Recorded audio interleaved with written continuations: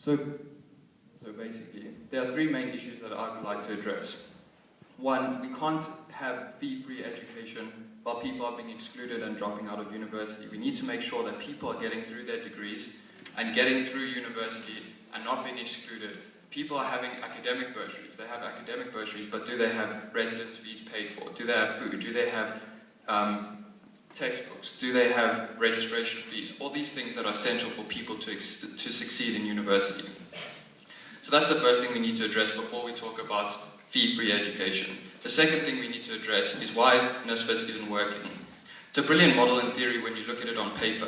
In practice, however, the graduates aren't getting jobs. If we don't have jobs, we don't have money. If there's no money, there's no repayments. If there's no repayments, then the system goes bankrupt. So UJ needs to focus on a culture of entrepreneurship. We need to have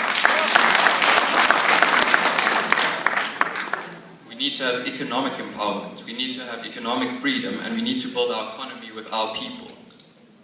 So that would be the second thing. The last thing I would like to address is with regard to access. So there's a huge number of people that have finished matric, but for whatever reason, be it funding or not meeting academic requirements, are not getting into university.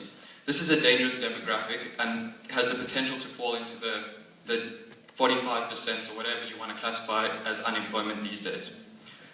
My idea for this is we should use a blended model of learning. This is face-to-face teaching as well as a digital learning platform. We use the facilities that we have at university. We use private schools that are willing to do it. There's private schools that have these kind of programs going. We use corporate. So corporate funding needs to come into play.